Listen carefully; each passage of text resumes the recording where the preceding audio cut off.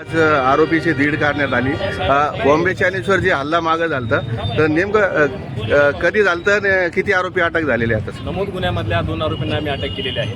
आरोपींना घटनास्थळी येऊन कुठल्या वाहनातून घटनास्थळी आलेले आहेत, त्यांनी घटनास्थळावर प्रवेश कसा केलेला आहे, तसेच ते घटनास्थळावरून पळून जाताना कशा पद्धतीने गेलेले आहेत आणि कोणत्या दिशेने गेलेले आहेत याची पडताळणी करण्याकरिता आपण अटक असलेल्या आरोपींना या ठिकाणी घटनास्थळावर घेऊन आलेलो आहोत. आरोपींना आपल्याला त्याबाबत सविस्तर माहिती दिलेली आहे. गुन्हे तपास अनुषंगाने आरोपींनी दिलेली माहिती ही महत्त्वपूर्ण ठरणार आहे. त्यासाठीच आरोपींना आम्ही या ठिकाणी घटनास्थळ पडताळणी पंचनामा करण्यासाठी घेऊन आलेलो आहोत. काय त्यांचा उद्देश काय होता तोडण्याचा? का या ठिकाणी मुंबई चायनीज हॉटेलवरती 10 ते 12 आरोपींनी तोडफोड करून गल्लीतली काही जी रक्कम आहे ती घेऊन गेलेली आहे.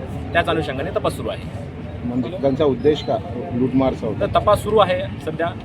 त्याबद्दल प्राथमिक स्वरूपात आता सध्या बाकीच्या आरोपींचा तपास पण शोध देखील सुरू आहे. ज्यावेळेस घटनेतील पूर्ण आरोपी हे पकडले जातील त्यानंतर तपासांती या गोष्टीवर बोलणं योग्य आहे. जनतेला काय आवाहन करणार सर याच माध्यमातून? कुणीही घाबरू नये, अशा प्रवृत्तीला कुणीही खतपाणी घालू नये आणि कुणीही घाबरू नये. जनतेने अशा प्रकारच्या ज्या घटना घडत आहेत त्या घटनेबद्दल पोलीस स्टेशनला तक्रारी कराव्यात.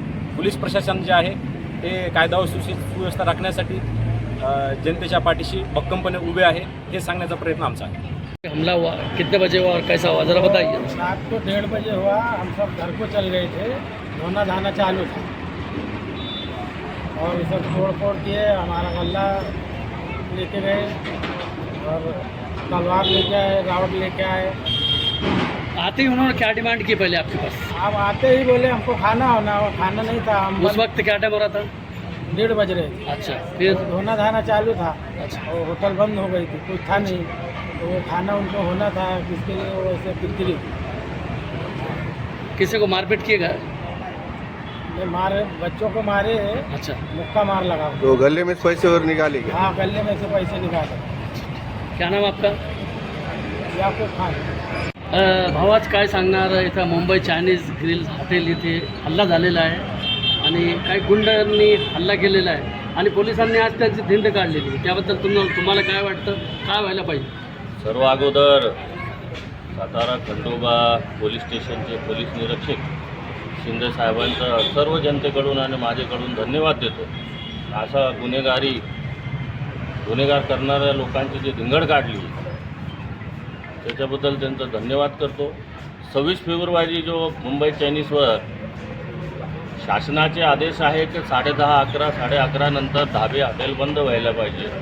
पण 1 वाजता हॉटेल बंद असतानासुद्धा काही गुंडवृत्तीची लोक अशी माहिती मिळाली की यापूर्वी अनेक धाब्यावर त्यांनी अशी धुमाकूळ केली आहे आणि पैसे पण लुटले, मारहाण केली, नुकसान केलेलं आहे. त्यांच्यावर कडक कारवाई करण्यात यावे. आणि छत्रपती संभाजीनगर औरंगाबाद पोलीस आयुक्त साहेबांना माझा एक नम्रतेची विनंती आहे माझी का शहराची संख्या दिवसेंदिवस वाढत चालली आहे. महाराष्ट्रामध्ये इतर जिल्ह्यातून येणारे लोकांची संख्या जास्त आहे छत्रपती संभाजीनगरमध्ये आणि त्यामध्ये गुन्हेगार वृत्तीचे लोक आहेत. तर जे काही भाडोकरी असतील किंवा कुठं राहत असतील तर रात्रीच्या वेळेस किंवा स्थानिक दुकानमालक घरमालकांना इंटिमेशन द्यावे, आदेश द्यावे.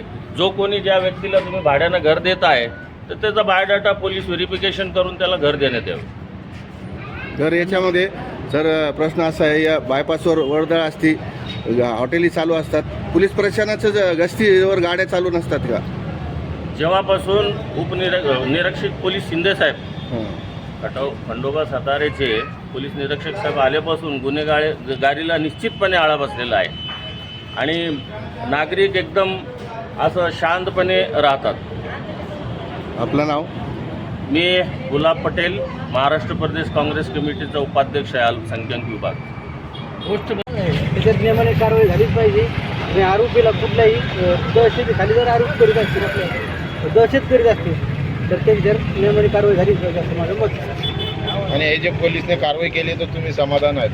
100% समाधान का नाही? बरं, अनेक ठिकाणी अशी घटना घडत असतात. ग्रामीण भागामध्ये पण असेच हॉटेलवर जे धंदे करतात लोक, त्यांच्या हॉटेलवर पण असे जे हल्ले होतात असतात आणि जे आरोपी ते कुख्यात असतात, त्यांना पैसे नसतात, त्यांच्याकडे दारू पिऊन धिंगाणा घालतात. असे आरोपीला कसं शिक्षा व्हायला पाहिजे? चांगली कठोर शिक्षा, कठोरात कठोर व्हायला पाहिजे. आणि धंद्यावाला गरीब असतो श्रीमंत असतो याच्यामध्ये तो काहीच विषय नाही.